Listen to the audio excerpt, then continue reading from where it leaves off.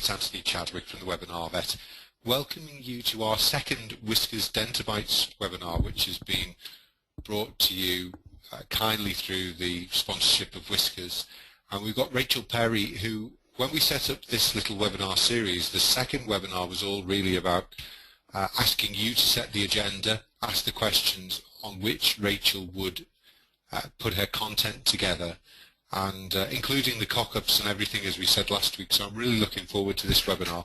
Just before we start it properly, just to remind you that last week's webinar is available at thewebinarvet.com/whiskers-webinars, and I'm sure Wendy will put that into the chat box so you can look for that, and that's where obviously the second webinar will go. While you're just looking out for that, if you'd like to just tap in which country you're listening from, that would be super. And then just a very, very quick poll question to see who can multitask as well. A very quick question, do you use Twitter? Yes or no? And that can be, professionally or, just as a private thing. We have done a few hashtags on hashtag Whiskers webinar today.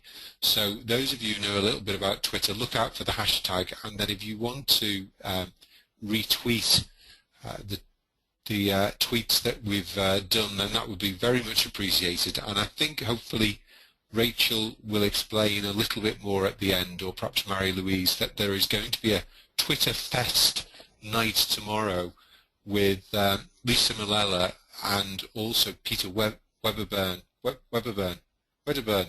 think it is, the vet from the Daily Telegraph. So do look out for that as well, and I'm sure that we'll pass some information on that before we finish. So I'm going to pass over to Rachel. Really looking forward to the webinar, and I'm sure everybody else is, because let's face it, Rachel, we've actually helped you to write it, haven't we? Absolutely. So thanks, Anthony. Thank you to the Webinar Vet for having me tonight and hosting this webinar. Thank you, of course, to Whiskers as well. I don't think many people know that Whiskers are very heavily involved in trying to educate vets, and I think it's a great endeavour. So thank you very much to them for allowing us to have this session tonight. And when we were putting it together, we kind of thought, well, what would be useful? And there was very much a consensus that, well, why don't we find out what vets actually want to learn? So thank you for giving us all the questions. And I kind of thought, well, I probably know what a lot of the questions are, because I do sort of get involved in teaching, and I do get asked the same questions quite a lot. So I had a sneaky suspicion what some of the questions would be, but there were some really interesting ones, and I haven't been able to cover everyone's question tonight, so I apologise if I haven't covered your specific question, but do feel free to email me at the end. What I've tried to pick out is which questions were asked by a number of people. The same questions seem to be being asked quite a lot. So that's kind of what I've tried to cover. There's a lot to get through, so if I do run over the hour, I do apologise, but if you need to tune into the TV or go to bed, then this is being recorded and it will be available on WikiVet, so you can always tune back into it to hear it all. So just to tell you again about WikiVet, this is a really new initiative. It's only been going for a week. You've probably heard of WikiVet. It's an initiative to bring together veterinary education. It's used, I think, in over 300 veterinary schools all over the world to help with their curriculum. And Lisa Meller, a European specialist veterinary dentist, has put together some dentistry content, which is free for you to go and browse. And Waltham are collaborating with WikiVet on this, so please do go and register. It's free to register, and as Anthony mentioned, there'll be a Twitter off tomorrow night at 7:30 GMT, and if you use the hashtag PetDentistry, you'll be able to get involved in that.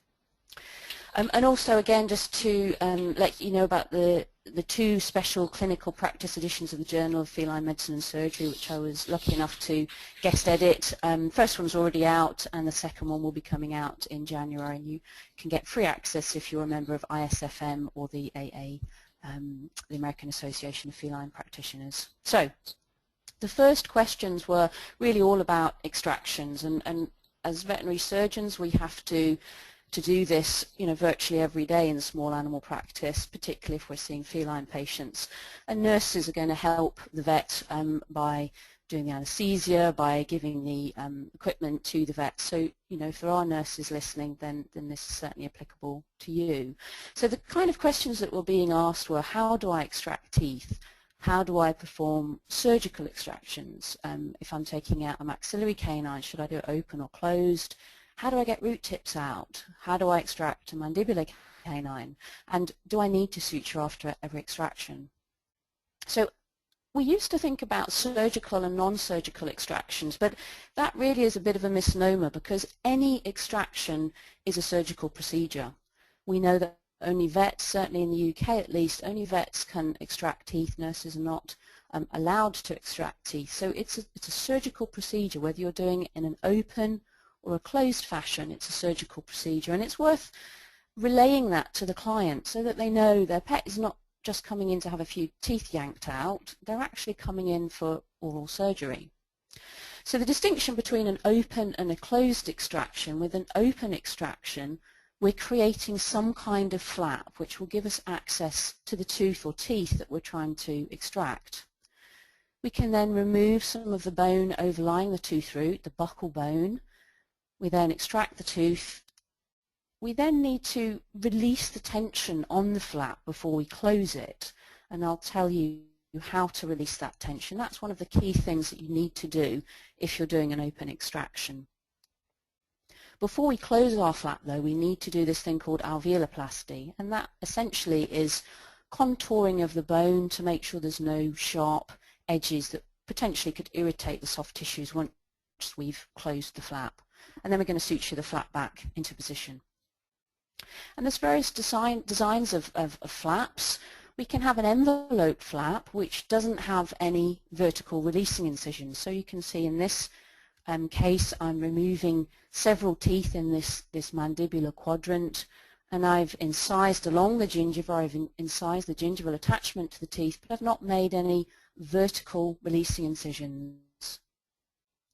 In a triangular flap, we just have one vertical releasing incision, and you can see here in this maxillary fourth premolar we've got one vertical releasing incision at the mesial edge of that tooth, and so your base is kind of like a triangle. And then we have a pedicle flap, and that's where we have two vertical releasing incisions, and it's kind of like making flaps in the skin. You need to plan your flap. You need to make sure that the base of your flap is not narrower than the free edge, so you don't compromise blood flow to it. We do need to consider slightly different equipment if we're going to perform an open extraction. So we are going to need a scalpel on a handle. I use typically a 15, but I do have 11s that sometimes I will use, and sometimes I use the beaver style blade. You can see at the top there.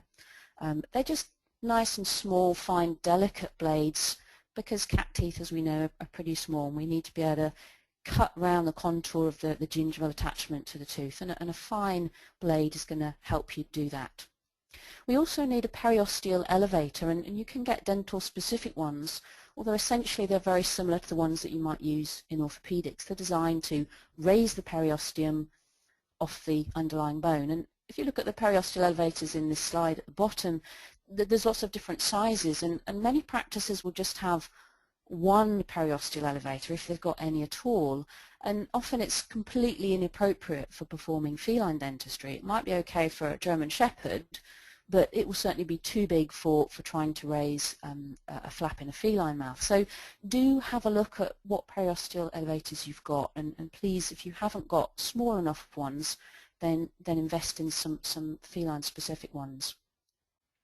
Because you're going to be suturing your flap, you'll need some needle holders, and that is very much a personal preference. I like Castro Viejos, but you'll all have your own particular preference for what you like as a needle holder.